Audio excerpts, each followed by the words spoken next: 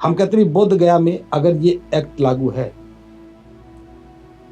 तो कल ही मंदिर बना है, हाँ वहां भी हमें हक दे दो, यस, हम थोड़े दिन समझौता कर लेंगे। बिल्कुल सही बात है भाई सारे मंदिरों बहुत में, अच्छा लॉजिक है ये। भाई सारे मंदिरों में हमें हक दे दो, हाँ हम तो समझौता कर लेंगे। कोई बात नहीं।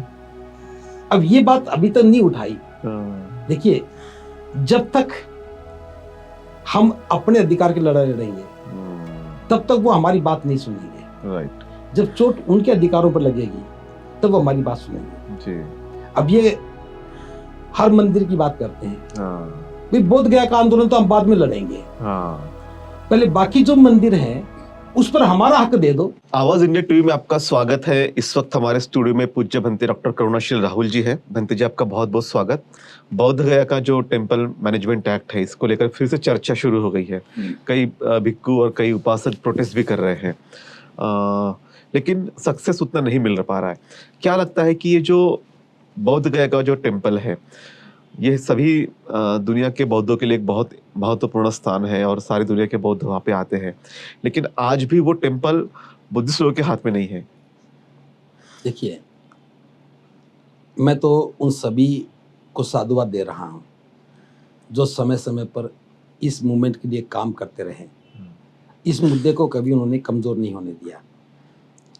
आज भी जो बुद्धिस्ट फॉर्म है, आकाश लामा जी हैं और उनके साथ टीम लगी हुई है, बनते प्रज्ञाशील जो हैं साथ में लीड कर रहे हैं। हाँ अब ये एक अच्छा नेतृत्व दे रहे हैं। जी हाँ। लेकिन समस्या कहाँ है? समस्या लीडरशिप में नहीं है, समस्या भारतीय जो बौद्ध हैं उनकी चाहत पर है। जी हाँ। देखिए, बोध गया आंदोलन कभी का खत्म हो जाना चाहिए था। जी बिल्कुल। ये अधिकार हमें मिल जाना चाहिए था। लेकिन जो बौद्ध हैं वो वहां सिर्फ बोध गया देखने के लिए जाते हैं। बुद्ध को देखा, फोटो खींची और वहां से खुश होके आ गए। यस।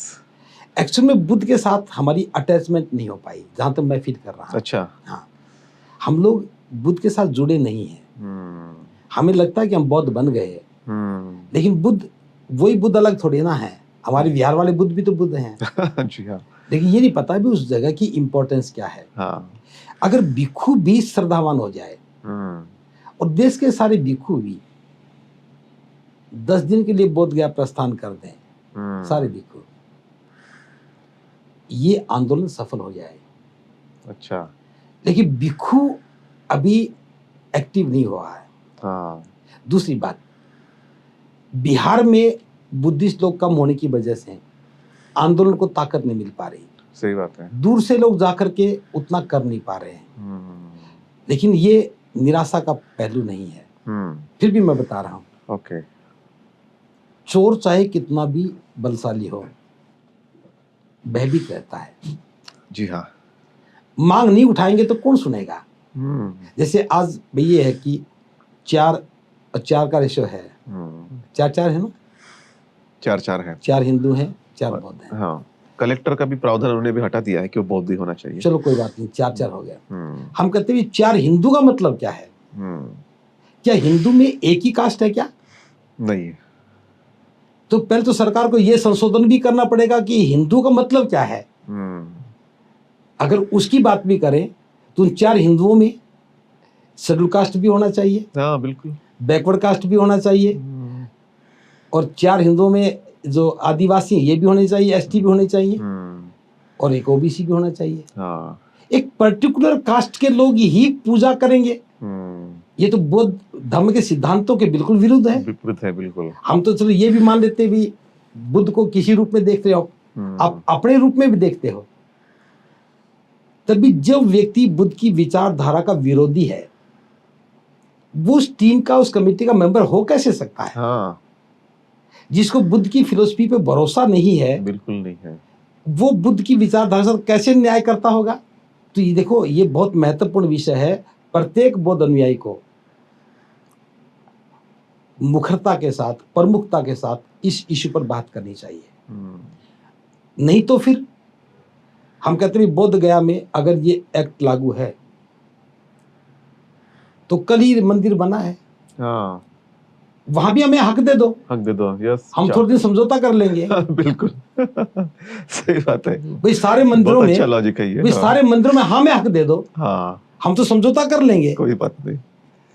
अब ये बात अभी तक नहीं उठाई। हाँ, देखिए, जब तक हम अपने अधिकार की लड़ाई लड़ेंगे तब तक वो हमारी बात नहीं सुनेंगे। राइट, जब चोट उनके अधिकारों पर लगेगी तब वो हमारी बात सुनेंगे। जी, अब ये हर मंदिर की बात करते हैं, हाँ, भाई बोध गया का आंदोलन तो हम बाद में लड़ेंगे, हाँ, पहले बाकी जो मंदिर हैं उस पर हमारा हक दे दो। हाँ जी, बिल्कुल, भाई तुम्हें लगता है कि भाई ऊंच नीच का भेद भी बना रहे, हाँ, जातिवाद बना रहे, बनाए रखो। बने रखो, हाँ, उस मंदिर में 4 कुर्सियां डाल दो, 6 डाल दो, 8 डाल दो, जिसके पास जो आएगा चला जाएगा। हाँ, लगा दो बोर्ड, भाई ये शेड्यूल कास्ट की कुर्सी है, ये फला की कुर्सी है।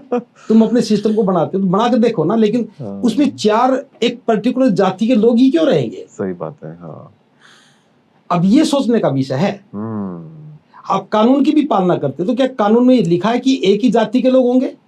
अब चूंकि इन बातों पर कभी कोई चर्चा नहीं कर रहा था, इसलिए ये एक्ट आराम से चल रहा था। यस, यस, हम तो कहते हैं 4 एक ही तरह के केवल बढ़ाए, हाँ, एक आदिवासी को बैठा वहां पे, हाँ, बिल्कुल, एक शेड्यूल कास्ट को बैठाओ, शेड्यूल कास्ट में भी सैकड़ों जातियां हैं, हाँ, सबको मौका दो। भाई 6 महीने के लिए ये रहेगा, 6 महीने के लिए ये रहेगा, सबको रोज बदलते रहो, हमको बना करते हैं। हाँ, लेकिन ये करके देखो ना, लेकिन जब तंत्र उनके हाथ में रहता है तब तो वो पावरफुल है। यस, अगर शेरी को पावर हो गया तो बोध गया में क्या करेंगे?